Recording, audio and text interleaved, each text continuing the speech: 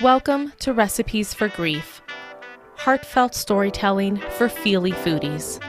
I'm your host, Andrea Sexton Dumas.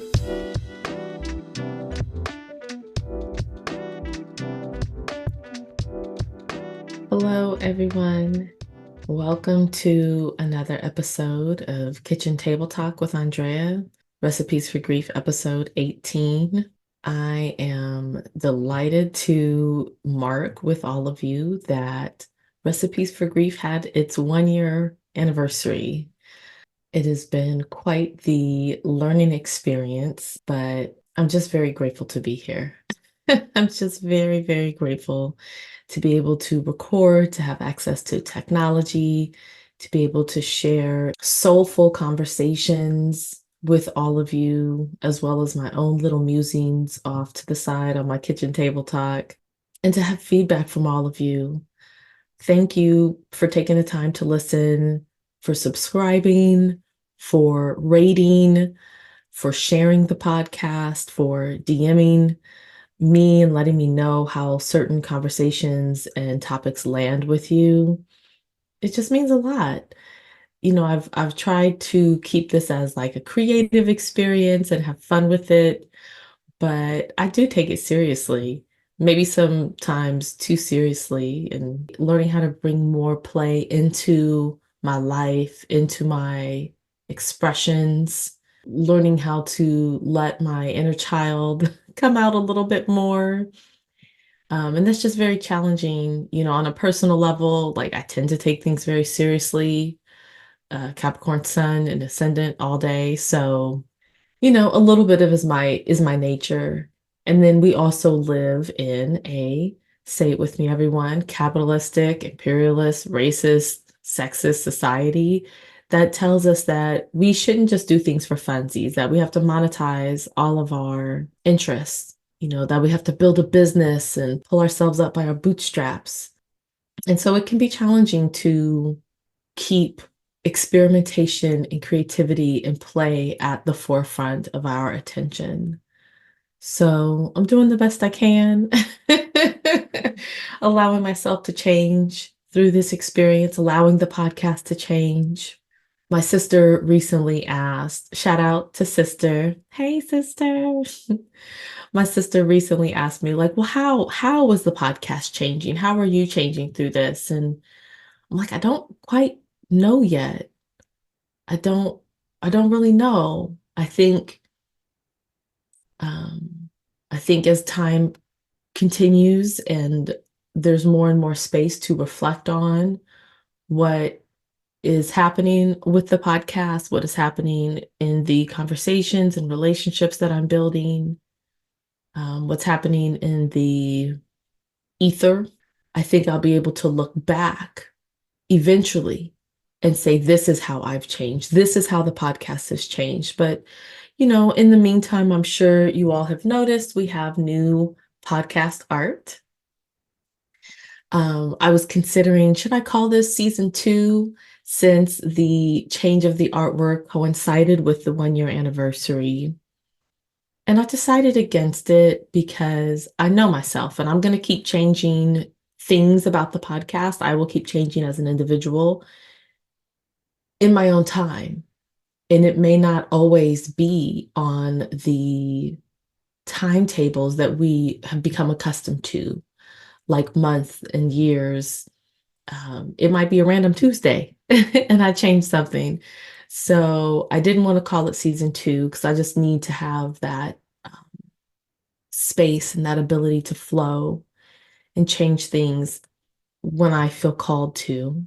But I would like to share with you all how I came up with the new podcast art, as well as some of the things that are stirring in me right now, and some of the things that are upcoming on the podcast. So I've mentioned previously, if you are listening to the Kitchen Table Talks, or if you have listened to the Kitchen Table Talks, I've mentioned that I have a relationship with Earth, a deep one. I do use stones and crystals as divination. I use other things as well, tarot decks and angel cards, and I'm trying to learn cloud divination. not going well so far. It's not a lot of information about it out there. So that is very slow going. But with crystals, I've been working with crystals for quite some time, probably 8 to 10 years. And when I say working with, I mean studying them, sitting with them, meditating with them, reading about them. But I've always been an earth lover. I've always been a tree hugger. I've always been a belly to the dirt type of person.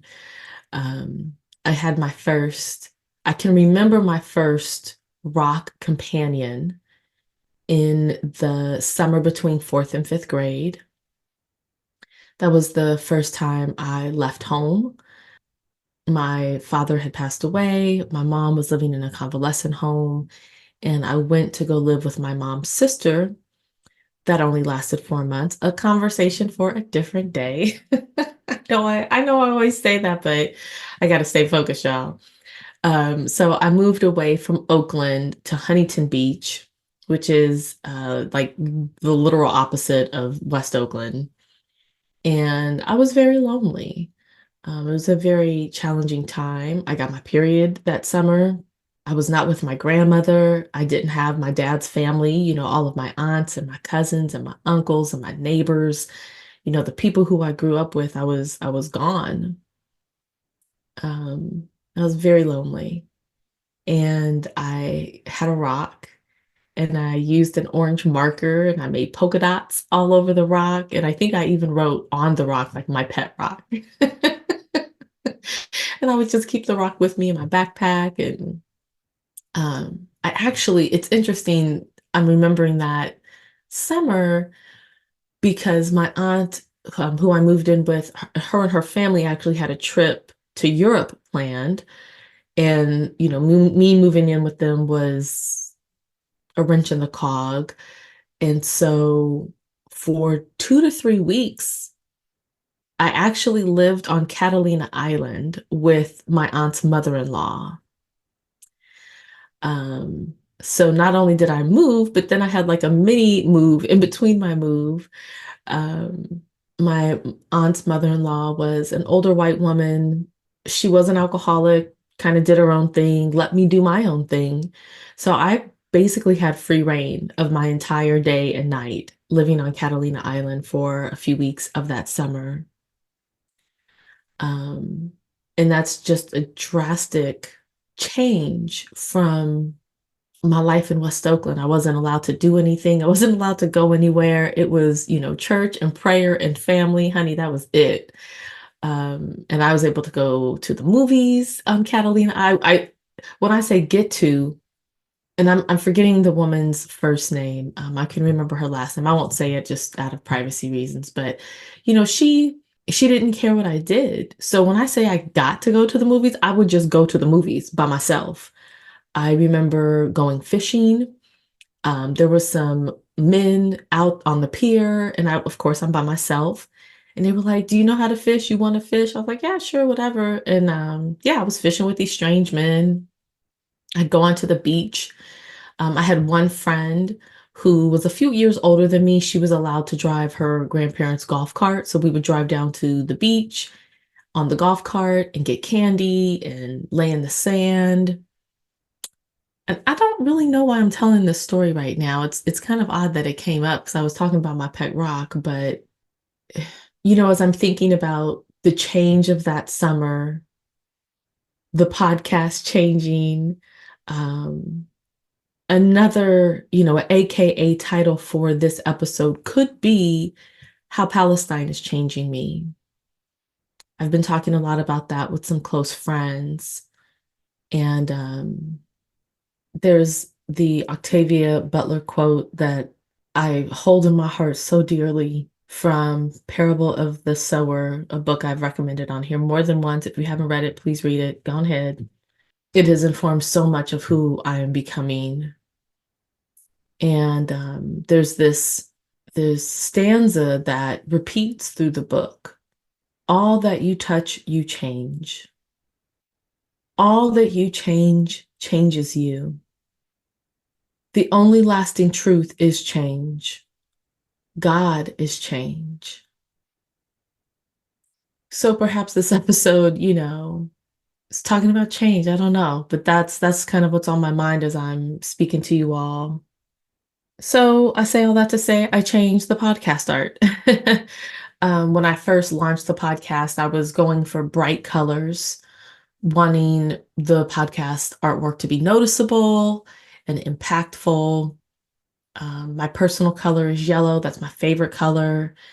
And because it's a creative venture, I was using the wisdom of the chakra system to have that orange and that yellow for the solar plexus and the sacral chakra.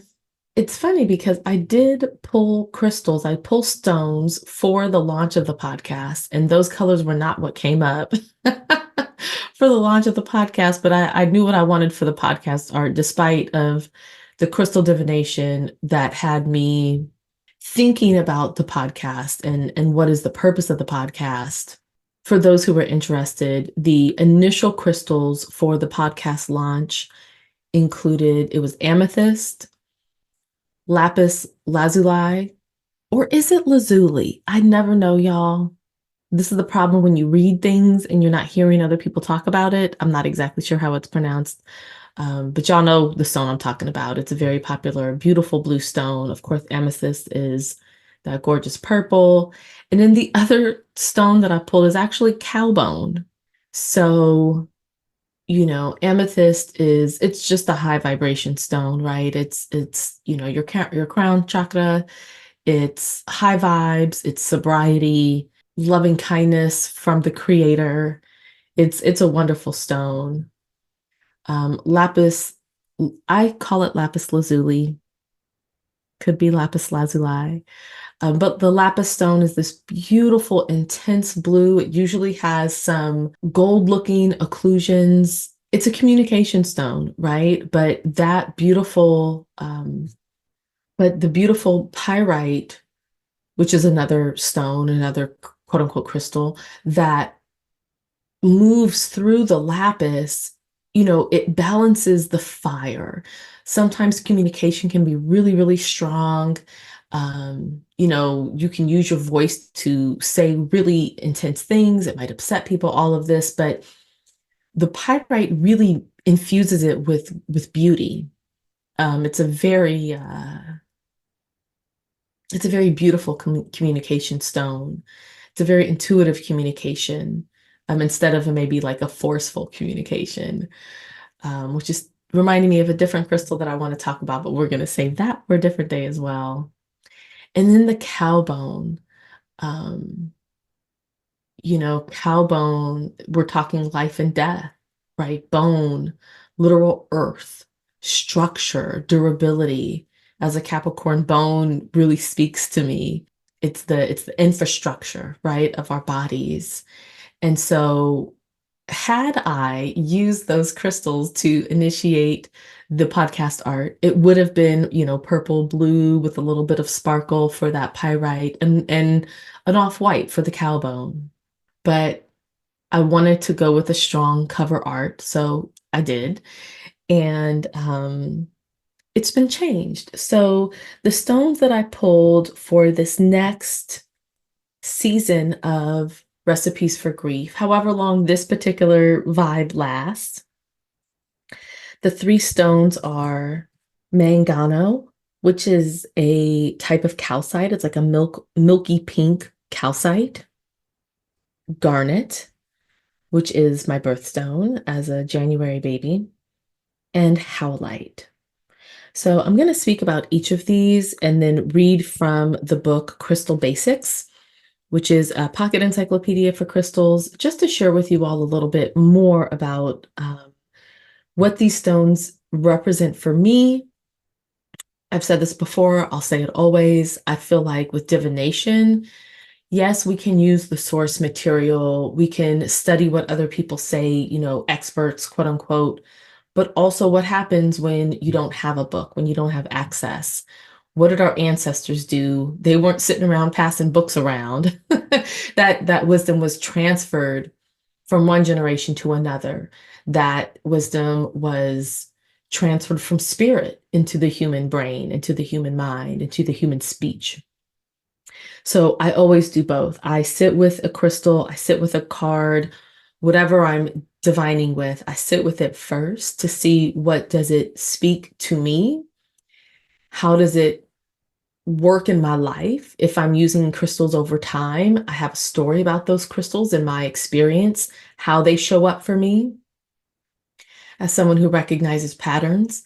If I'm always pulling howlite and certain things always happen on those days, then that is my relationship with that crystal, not just what other people say it's supposed to be, right?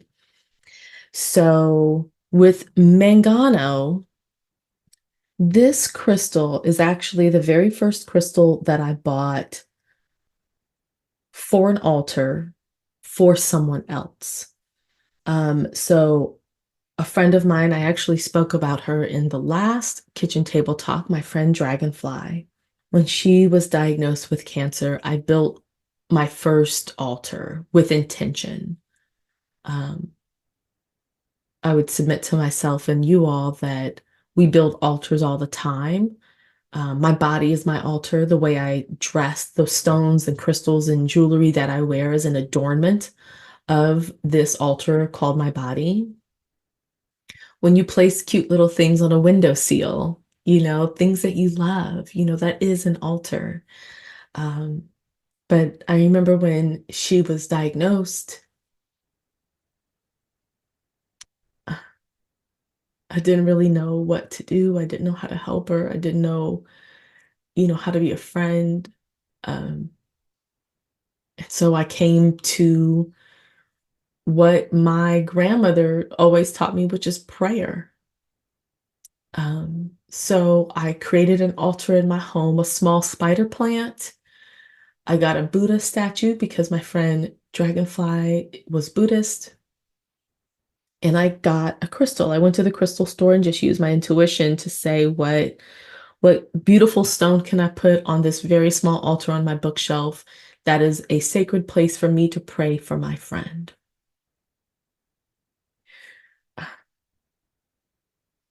So Mangano is it's a very loving stone. It's a very griefful stone. You know, in this moment, I'm also thinking about the people of Congo and Tigray and Haiti, Palestine, people here in my own backyard, who are unhoused and struggling. It's a lot going on in the world collectively and personally. And sometimes all we have is our heart. All we have are our prayers, our well wishes.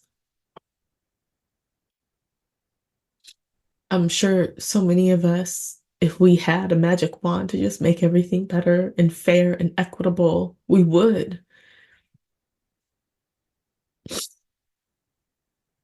I would, shit. Um, but that's not the case. When I think about my grandmother's relationship with prayer, I mean, she was known for praying. She prayed all the time. You literally, and you can ask anybody.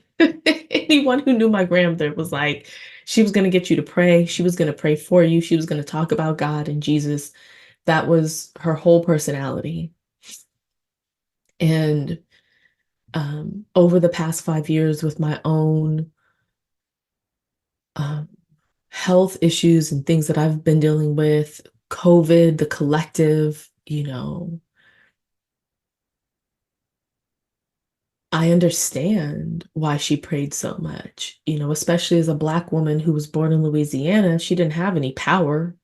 All she had was prayer. She didn't, she couldn't buy a house. She couldn't buy a car. All she could do was work and take care of her kids within the confines of a racist society. My grandmother's my grandmother lost several of her children as infants and toddlers. You know, what could she do but pray? One of my aunties recently was talking about My grandmother, she lived not too far. This is my grandmother's niece. And I asked, I was like, "Oh, do you know who helped grandmother give birth?" Like, I'm trying to figure out, like, was one of my other aunts was anyone a midwife? Was anyone a birth doula? Like, I'm just trying to figure out to just know more. And my aunt was like, "No, she gave birth by herself. She gave birth by herself." I think my grandmother lost like 5 children before they turned 10 years old. I had another uncle who died as a teenager. And so I get why my grandmother prayed so much. When you feel like there's nothing else to do, let me just call on my creator. You know better than I. As someone who no longer identifies as a Catholic person, I find God in nature. The trees know better than I. The tulips come up every year. They know what they're doing. The ants, they got it figured out.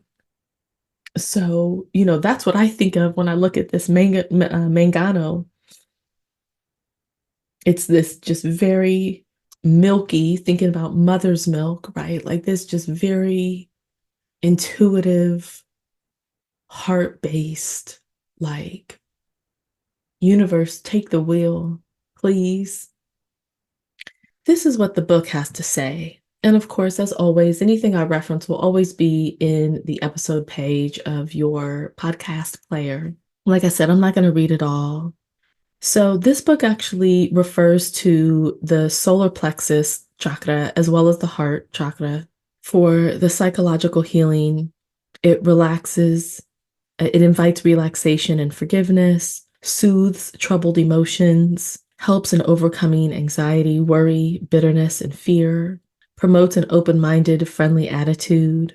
Some of the spiritual healing attributes include anchors consciousness in the present moment, releases pain from the past and worries about the future, invites you to view and understand love and all emotions from the soul's perspective. So that's mangano calcite. That's the color that inspired the pink textured background of the new design. The second crystal that I pulled was garnet. Um, I was just telling a friend yesterday, I have fought garnet so hard over the years being my birthstone. It's just, it's this deep, deep, dark red burgundy color.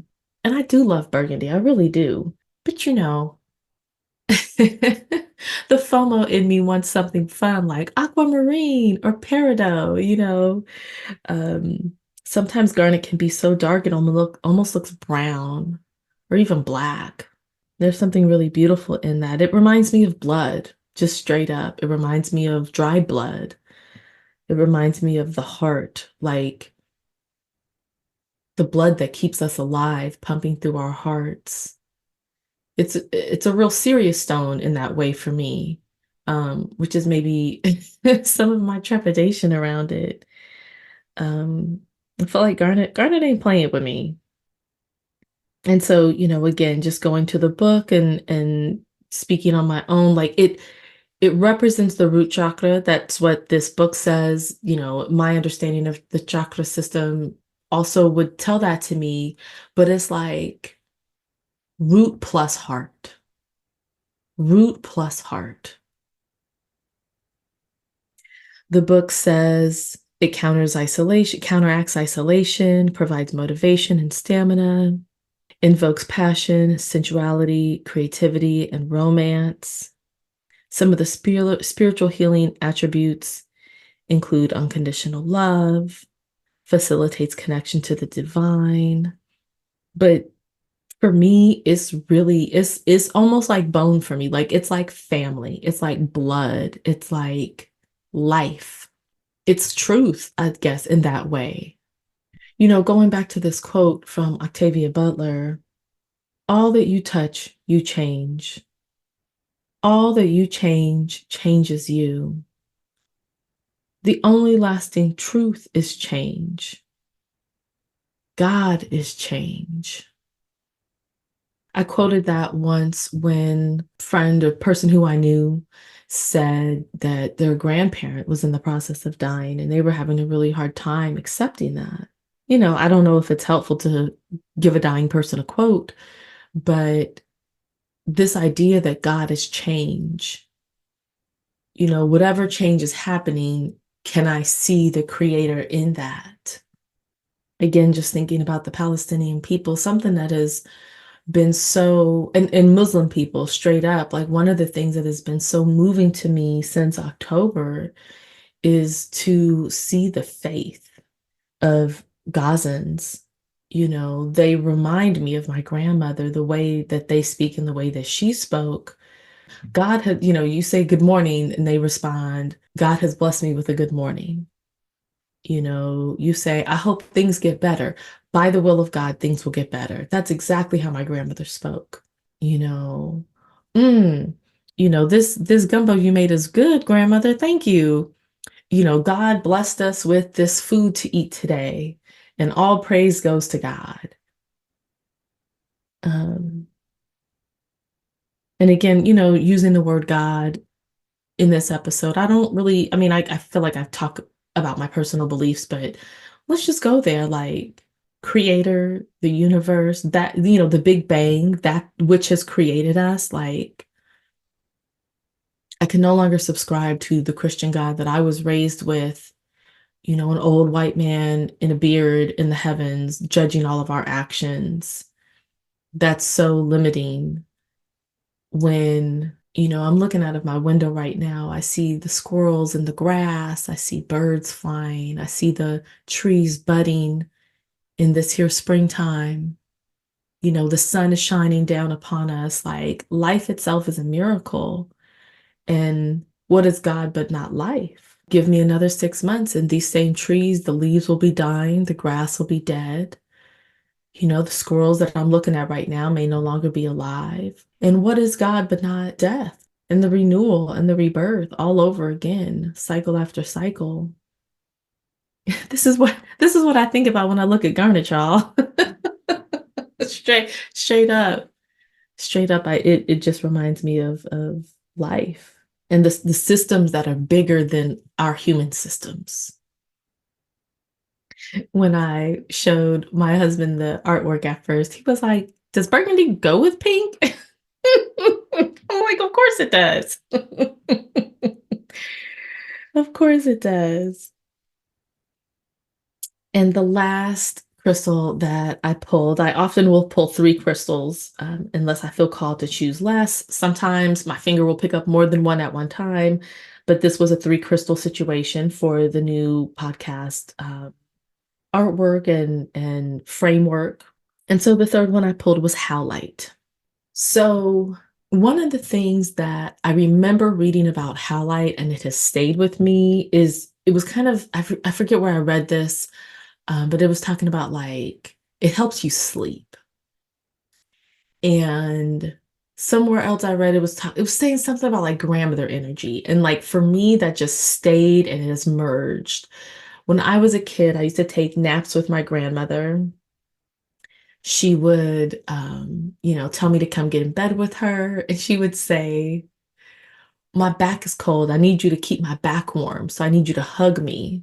So I would spoon my grandmother. I was the big spoon. I would, I would spoon my grandmother to keep her back warm while we took our naps together. And so when I think about good sleep, I think about those naps with my grandmother back in the 80s when I was a kid. And so Howlite, it represents all of the best things of grandmother energy. It's like the archetype of grandmother. You know, not everyone had a good grandmother, not everyone knew their grandmother, but like when you think about what the quintessential grandmother would be, that's for me what Howlite represents. It's warm and loving. It knows things, but it tells us in a gentle way. It's not those like harsh truths, it's like that gentle wisdom. Howlite it's a white stone and it has these beautiful gray lines going through it, all over the place in no order that my eye could discern. And yet it makes sense, in the way that granite makes sense or marble. So this book associates howlite with the third eye and the crown chakra. Interestingly enough, the corresponding elements are air, Mercury, and Gemini. My grandmother was a Gemini sun and moon. Some of the healing properties, one of the physical healing properties, it corrects irregularities in DNA. That's interesting. It's one of the best bones for stress, induces deep relaxation, helps you slow down when life is moving too quickly, encourages manifestation and co-creation via the mind and reasoning skills, invites action to complement and fulfill daydreams. So the artwork being created from these crystal inspirations is a subconscious way for me to keep these wisdoms at the forefront. It's a transmission, right? So even you, the listener, when you see the artwork, even for the next person who hasn't listened to this episode, the person who's not even going to listen to the podcast, I'm including these crystals in the artwork to transmute this wisdom to the people. This is my guiding light right now. I have a few other guiding lights that I would like to share with you all today. So one of those things is a mission statement. As I am continuing to build the offerings that I am sharing with the people around me, I have my online offering of Candle Hour, which is an online Zoom-based grief tending session. Um, and it's, people are like, I don't really know what to expect. And, maybe Candle Hour is not the most descriptive name, but it's an hour of silence. We light our candles and we sit together on Zoom. Sometimes I play music, sometimes I don't.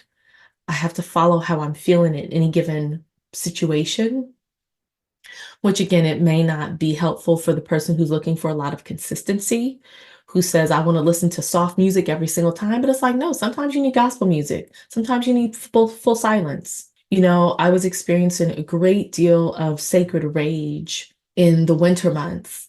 And so I had a sacred rage candle hour where the music was predominantly Tupac. Rap music is incredibly griefful, right? And so, um, candle hour is this space where we let the candle speak. I'll read to you this poem that was the inspiration for the name of Candle Hour, just to share with you all where I'm coming from. I think this is also, AKA this episode is called Where Am I Coming From? This is where I'm coming from. I don't think I've read this poem on this podcast before. It is my favorite poem. It's written by Patricia McKernan Runkle. When you meet someone in deep grief, slip off your knees and set them by the door. Enter barefoot this darkened chapel, hollowed by loss, hollowed by sorrow, its gray stone walls and floor. You, congregation of one, are here to listen, not to sing. Kneel in the back pew, make no sound. Let the candle speak. So, candle hour is just that. It's a place for the candle to speak when there are no words. My thickest griefful time of year are the colder, darker months of the year, about October to February. So I've been maintaining candle hour through those months when I need it. And I tend to fall off around springtime. This has happened 2 years in a row. And I got a text message from a friend that I would just like to share with you all. My friend was reading the book Wild Edge of Sorrow by Frances Weller. I also recommend that book. And they write, the parts about, quote, private pain and being heroic Suffering alone and with no place to put your grief really struck me. Appreciate that you hold Candle Hour as a place to put grief, even if I have yet to attend. Yeah, that really made an impression on me. What are we doing when no one's watching? Right? And let me just be very even like more specific. What am I doing when no one's watching? What am I doing if no one shows up to Candle Hour?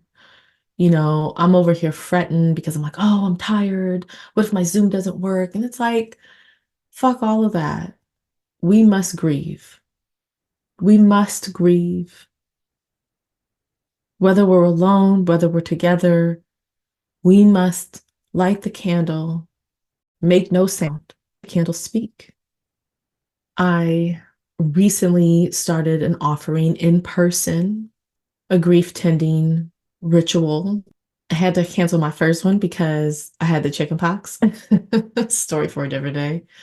Talk about inner child healing, getting the chicken pox at 45. I didn't get the chicken pox, let me be clear. I actually had to get the vaccine for the chicken pox, but I had a reaction to the vaccine. So I ended up with chicken pox blisters and other, symptoms of a virus, headache, brain fog, um, lethargy. But as I was putting that offering together, it's become very clear to me that I have to have a mission statement for my offerings, right? Like they don't have to be, this doesn't have to be plastered everywhere, but like, what is it that I'm doing? What is driving me and what is my goal? And I whittled it down to these three things. And this is what is the foundation for my podcast, my offerings, my Instagram. This is it, y'all. This is it. This is Andrea in a nutshell. Grieve, intuit, liberation, and joy.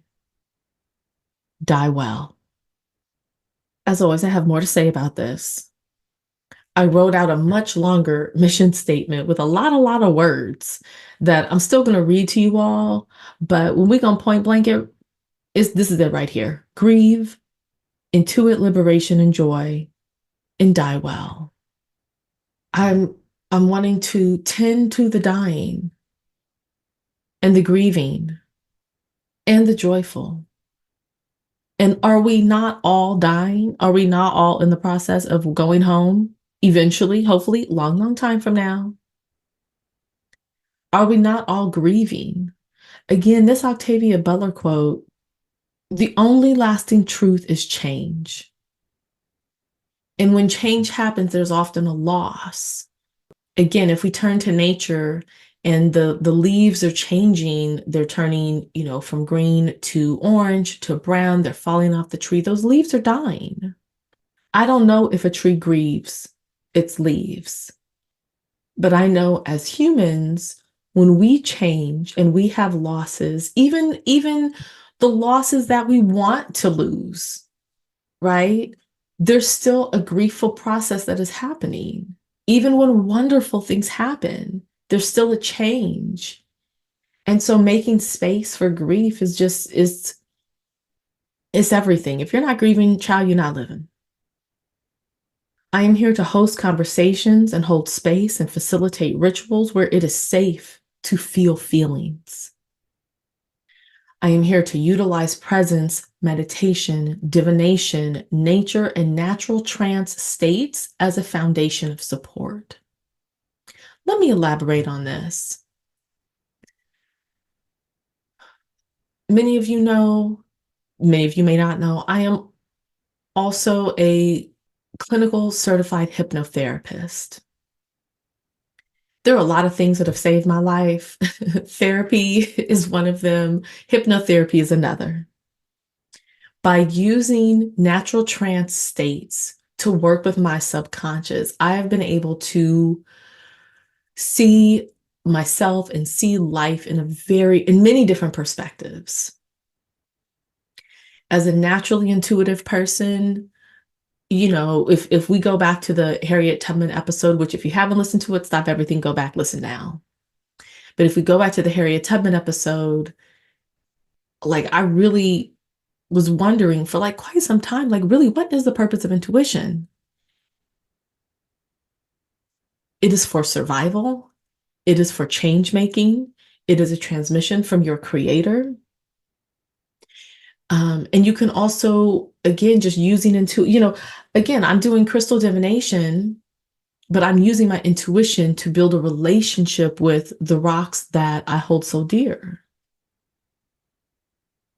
And using that which is greater than us as a support system when maybe our fellow humans aren't it. We ain't got it for each other all the time. We don't always know how to support each other. Many of us are trying and learning to figure it out, doing our best, and sometimes our best isn't good enough. So leaning on the divine, leaning on nature, and also leaning on presence. Like as a lowly human, no, I may not always have the right words to say, but I have presence. And I feel like when you bring presence, you don't need to say shit. You don't need to do anything else. Your attention is sacred. I am also here to normalize and encourage the inevitable intuition, ancestral, and psychic messages that embodied feelings communicate. It's inevitable. It's inevitable.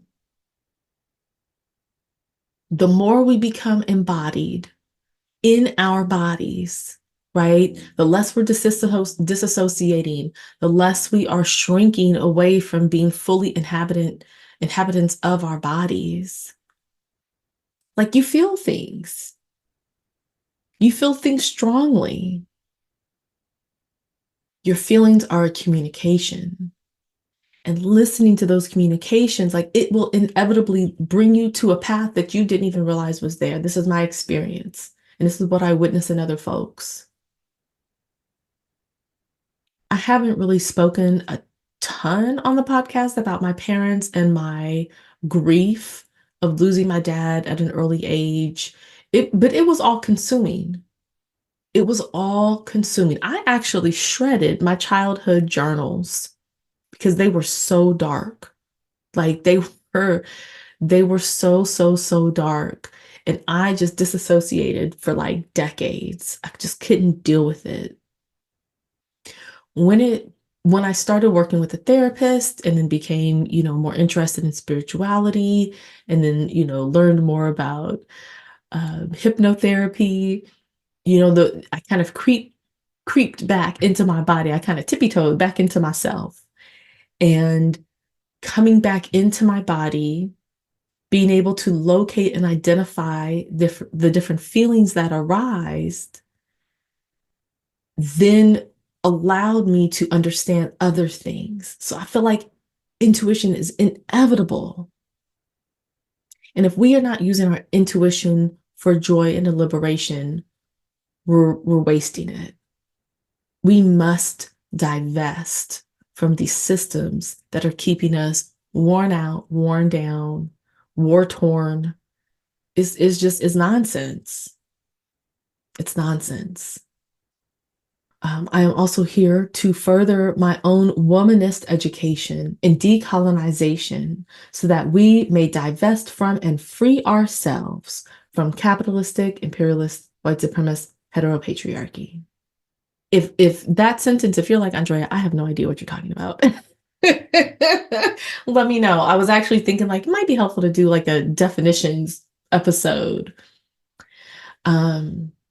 When we look at what Christianity and what is called the West, right? When they say the West, they mean white folks. They mean Europe and the United States.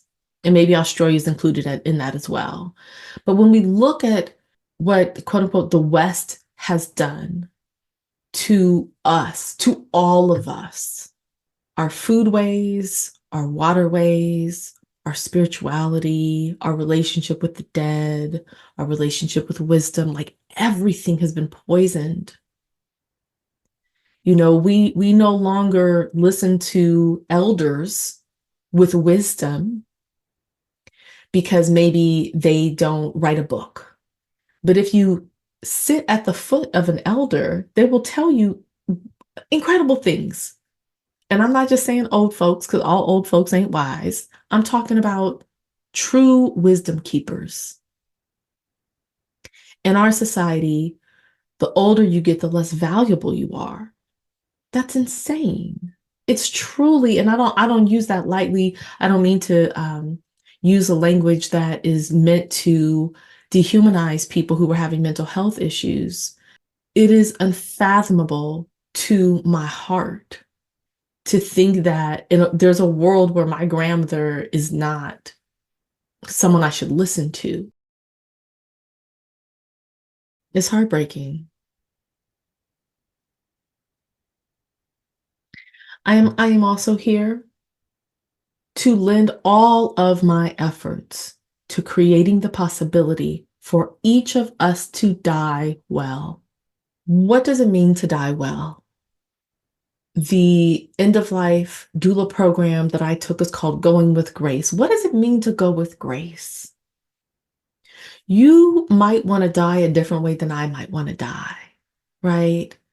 But when we say die well, when I say die well, I mean that you're going out the way that feels right for you. If that means skydiving, then okay, that's on you. If that means rock climbing and taking the risk and you would be okay with that, then okay. If you want to, die at home peacefully, surrounded by your family, friends, and animals, then there you go. If you want to die alone in a forest, and just melt into the moss, all right.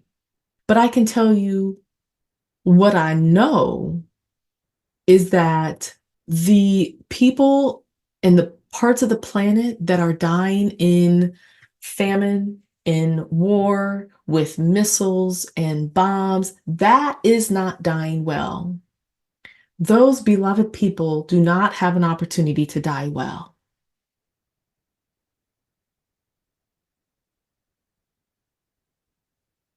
We have the right to die well, just like we have a right to water. It is innate in us because we exist to die well. I had this flash in my mind of people who were like, well, war has always existed. Humans have always been violent. All right, okay, sure. And I don't think that nuclear bombs are what, the early humans intended. You know, all of these things are new. Yeah, humans gonna human, animals gonna animal, right? Animals kill each other, sometimes for food, sometimes because they're pissed. But the level of destruction that Homo sapiens have inflicted on each other in this world is unfathomable. So I submit to you that we all have a right to die well. I say all that to say, grieve, intuit, liberation, and joy, die well. So, with everything that I do here on the podcast, with every conversation that I have, this is my foundation. And we might not always talk about specific things, but understand that this is where I am coming from. And I want to talk about some of the upcoming things on the podcast with that as a foundation. Before we go there, I just want to talk about my grandmother really quick because in one of the conversations when my sister asked me, how is the podcast changing? One of the other things we talked about that day is that my grandmother wasn't perfect. And I feel like it's important to say on this podcast because I do talk about her so much. And so many of the guests, they see her on Zoom because of the picture of hers behind my shoulder. So she is my guiding light. She's also been dead for 20 plus years. It's been 23 years in June that my grandmother passed away. I have worked with her enough using natural trance states, so hypnosis, also prayer, dreams, to communicate with my grandmother in a way that I couldn't communicate with her when she was alive. My grandmother's relationship to religion was at times toxic. She loved Pope John Paul, who was trash, right? My grandmother really believed in the idea that a pope couldn't say anything wrong. She believed in the Catholic Church. When the Catholic Church, when the 1492 conclave, papal, I'm not sure how to say that, the order that the Vatican released in 1492 is what said, the doctrine of discovery. No matter where we go as Catholics in the world, we're going to set sail, and wherever we go and we land there, those are savages. They are not human. And therefore, we have a right to their land. And, I don't know if my grandmother knew about specific things like that. I've done a lot of study over the years. I don't know that my grandmother was reading those type of books. I don't know how she would have reacted to something like that. But it's very clearly inherently racist just by its nature. As a child, I questioned religion a lot. There was a lot of things within Christianity that I didn't understand. Just to give y'all an example, confection, that I don't have a direct link with my creator and that I have to speak to this dude who the church has said is more close to God than I am. I have to go to this person and confess my sins, and then they're going to absolve me. But what if I don't believe it? Why wouldn't I have a direct connection with the person, the entity, the spirit, that which has created me? It doesn't make any sense. And my grandmother would get very upset about things like that. But even beyond that, and again, this might be a conversation for a different day. I feel like when you wholeheartedly accept, and right now I'm talking specifically about Catholicism, but Christianity in general, a lot of what is taught and a lot of what Christianity has done is destroy Indigenous people, their lives, their wisdoms, their technologies, their land. You can't tell me that you're acting on behalf of God when you're doing that. That's ain't no way I can believe you. Ain't no way. And my grandmother bought into that wholeheartedly. And I think that can also contribute to internalized racism. My grandmother didn't always tell the truth. Straight up, she wouldn't always tell the truth. She would prioritize men and males over girls. She wouldn't protect girls. She wouldn't protect women. Now, again, she was born in 1902. So this is coming out of her own experience. She needed she needed a husband in order to do anything. And she wasn't following and tracking the change that, hey, maybe this isn't all it's cracked up to be. My grandmother wanted us, her children and grandchildren, to be quiet and to be ladylike and to be all of these things that the church said was holy. But I personally feel like my rage is holy. I feel like calling racism out is holy, and so I don't mean to take this time to throw my grandmother under the bus, but I just want to kind of lay the land out there. Everything that I'm speaking about and everything I need to discuss about my grandmother is not necessarily for public consumption, but I want you, the listener, to know that I am holding and making space for my grandmother's imperfections while simultaneously valuing in the depths of my spirit the wisdom that she did have. It's called paradox, where two things that are seemingly contradictory can be true at the same time. And when my grandmother was incarnate, she was very hard on us, especially girls, especially females in the family. I'm the youngest grandchild. She was retired, so I got to spend more time with her than most of my cousins, as well as most of her children. I'm also biracial, so I'm quite light-skinned, even though our family comes in an array of browns. I'm on the lighter end. I have features that are preferred by the quote unquote West. And, did that make her treat me differently? Probably. And that's real. And it's not because she was a bad person, it's because she internalized the teachings that said brown skin, darker skin, black skin people are savages, or, fill in the blank with whatever hateful language colonizers want to use. And I'm holding all of that. So when I'm gassing up my grandmother, when I'm speaking about her and going on and on about her, I want you all to always know, those of you who are listening and following me on this journey, please know, please know she wasn't perfect. And I acknowledge that even when I'm talking about how great she was. I'm also holding that she wasn't always so great. And I feel like expanding our capacity to hold paradox is really important as we continue on this path of liberation, for justice, for freedom. None of us are going to be perfect. I'm not perfect, but that's not going to stop me, right? In fact, I think let it be fuel to the fire that I'm going to stumble, I'm going to mess up. I'm not going to do things perfectly. There is no such thing. And can I continue to allow myself to change and evolve through this experience of learning how to hold this space in a public way? So with all of that said, I just want to share with you all a few things that are coming up, a few other things that I'm thinking about with regard to the podcast and this platform, Recipes for Grief. I have heard the call for the recipes, y'all. I have heard the call. I hear y'all. I do. I see you. I hear you. I appreciate you. I'm working on it. I'm gonna tell you, I feel like on a personal level, I am in a food slump right now. The food I'm cooking is not coming out right. I'm in a phase of cooking to survive as opposed to eating for pleasure, because I don't have it right now.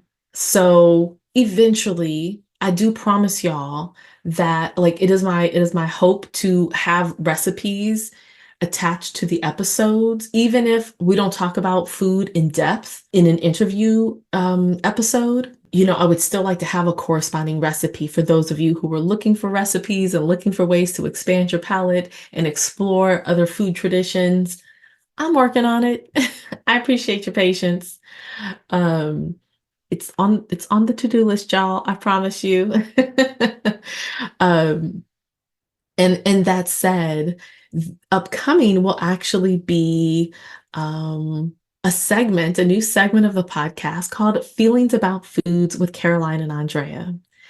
This is kind of funny because I'm already saying her name wrong. Y'all will hear the story when it comes up, but I have some lovely episodes coming up for you with a new friend that I made. Carolyn is her name, but I call her Caroline. We will tell the story on the podcast. She and I met and quickly bonded over the podcast. She was one of the first strangers I told about the podcast. We became Instagram friends. And, these episodes, Feelings About Food, are just really kikiing about the kitchen and utensils and seasonings and experimenting. But again, coming back to the crystals and coming back to my mission statement, nothing that I'm putting out here is willy-nilly. Everything has intention. So when you hear these upcoming episodes, Feelings About Food with Carolyn and Andrea, and we're giggling about, butter, please know that Carolyn and I have had multiple conversations about liberation and politics. We have cried together over a bowl of pickles, no less. I'm not going to platform a silly conversation without having gone to the depths of what is up for us right now collectively. It's just not my nature. So I've been very intentional, and I continue to be very intentional about what we're talking about. And sometimes I'm going to be honest, sometimes I get self-conscious that you're going to hear the podcast or see an Instagram post and be like, damn, this bitch ain't even talking about Sudan. And it's don't trust and believe. I'm reading about it. I'm learning. I'm taking it all in. I'm having those conversations, even if you're not hearing them. And it's important for me to express this. I know that so many of my listeners I'm friends in real life with, so y'all already know. But for the person that's coming to the podcast, okay, what's all this about? It's yeah, we're talking about food. I laugh a lot with many of the guests. We have ourselves a good time when we're chatting and recording, and we're also grieving together. We're talking about the racism, we're talking about decolonizing, we're talking about genocide, we're talking about all of those things, even off camera and offline. So, the platform that I'm building here, it comes with a lot of intention and it comes with a lot of sincerity. And you may not always hear that when I'm, giggling about the Real Housewives or something like that. So I just wanted to share all that with you all, just so that you kind of have a better idea of like where I'm coming from, how I'm changing, how the podcast is changing, and how it will continue to change over time. This feels complete for today. I appreciate y'all. I appreciate your feedback. So please feel free to DM me, hit me up on IG at Andrea_with_heart. Of course, links in the podcast player. And I look forward to continuing to build this space with all of you. Life isn't easy. You just have to make the best of it.